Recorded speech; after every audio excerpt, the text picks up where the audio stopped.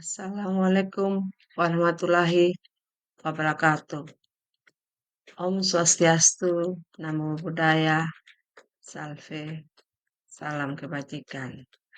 Perkenalkan, saya Marlin Meriani Manu, calon guru penggerak Angkatan 10 SMP Negeri 1 Wengapu, Kabupaten Sumba Timur.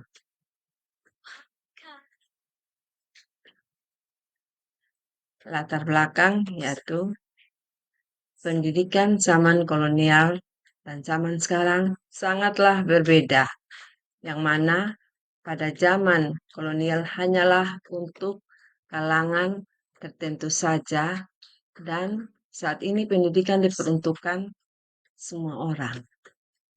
Pendidikan dilakukan untuk mengembangkan potensi yang ada dalam diri manusia, untuk berani menghadapi perubahan zaman dan perkembangan teknologi. Perkembangan abad 21 menuntut peserta didik memiliki keterampilan belajar dan berinovasi, teknologi informasi dan media, serta keterampilan hidup untuk bekerja dan bertahan hidup. Arti dan maksud pendidikan. Pendidikan diartikan sebagai tuntunan dalam hidup tumbuhnya anak-anak. Pendidikan bertujuan untuk menuntun segala kodrat yang ada pada anak agar mereka dapat mencapai keselamatan dan kebahagiaan yang setinggi-tingginya sesuai kodrat alam dan zaman. Untuk menciptakan pembelajaran yang mencerdaskan anak, maka sebagai pembelajar atau pendidik berlaku sebagai pamong yang menuntun anak didik agar tidak salah arah dan membahayakan dirinya. Sebagai pendidik diharapkan untuk tetap terbuka dan tetap waspada terhadap perubahan-perubahan yang terjadi dengan tetap disesuaikan dengan kearifan lokal, sosial budaya sebagai warga negara Indonesia. Kodrat alam dan kodrat zaman. Ki Hajar Dewantara menjelaskan bahwa dasar pendidikan anak berhubungan dengan kodrat alam dan kodrat zaman. Kodrat alam berkaitan dengan sifat dan bentuk lingkungan di mana anak ditempatkan.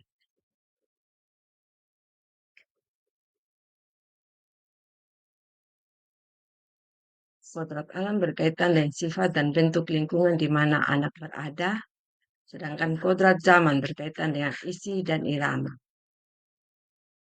Pendidikan sebagai ruang untuk berlatih dan bertumbuhnya nilai-nilai kemanusiaan yang dapat diteruskan atau diwariskan, sehingga pengajaran tidak sekedar transfer ilmu, namun bagaimana mengenali potensi dan bakat yang berbeda dari setiap anak didik untuk dikembangkan sesuai kompetensinya masing-masing.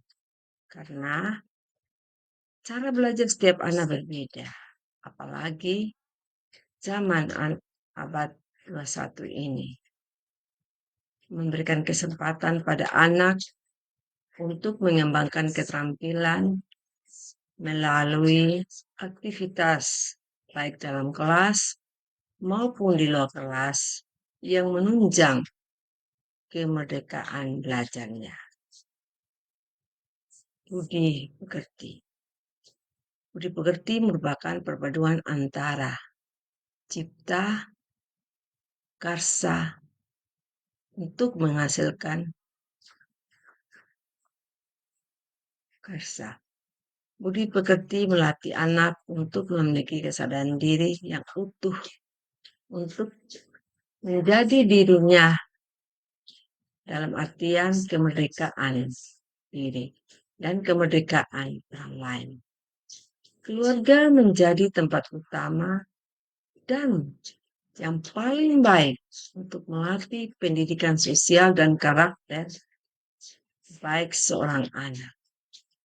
Peran orang tua sebagai guru, penuntun, dan pemberi teladan menjadi sangat penting dalam pertumbuhan karakter anak.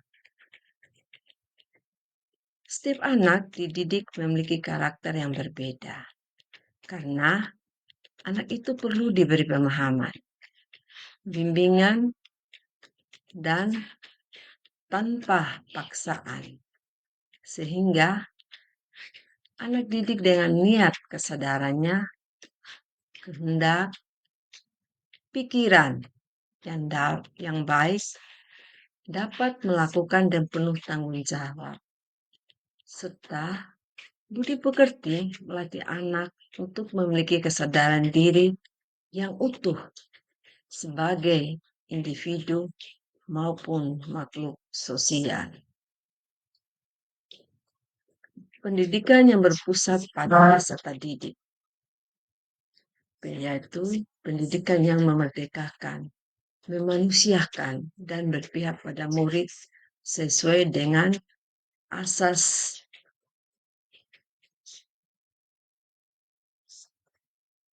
pendidikan Ki Hajar Dewantara, sehingga sebagai pembelajar memiliki kesadaran untuk menjadi teladan, pembangkit semangat, dan pemberdaya menuju kemerdekaan anak didik untuk mencapai selamat dan kebahagiaan setinggi-tingginya.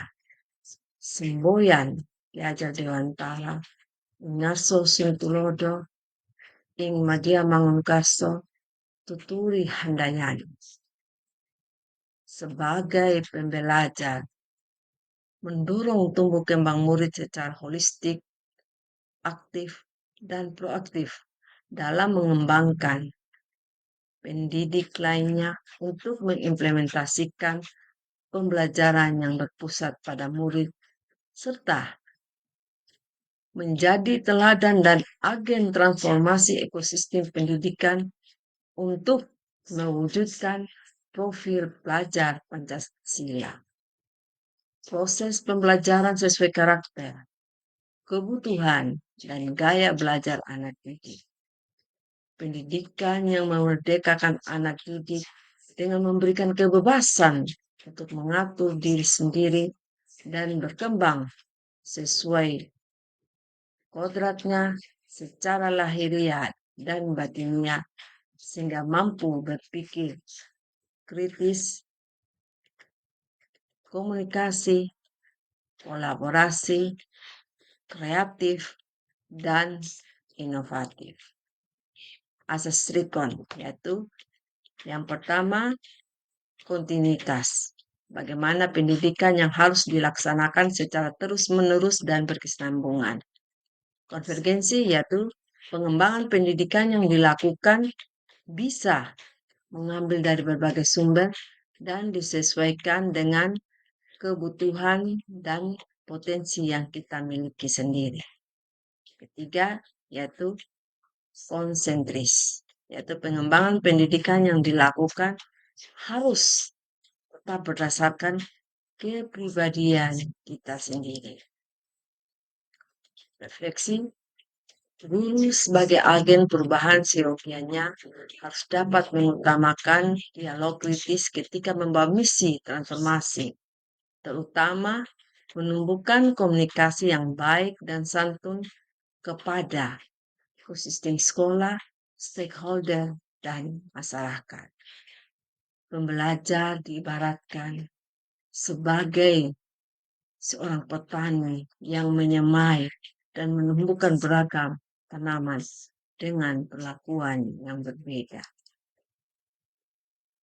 Apa yang berubah dari pemikiran atau perilaku Anda setelah mempelajari modul ini?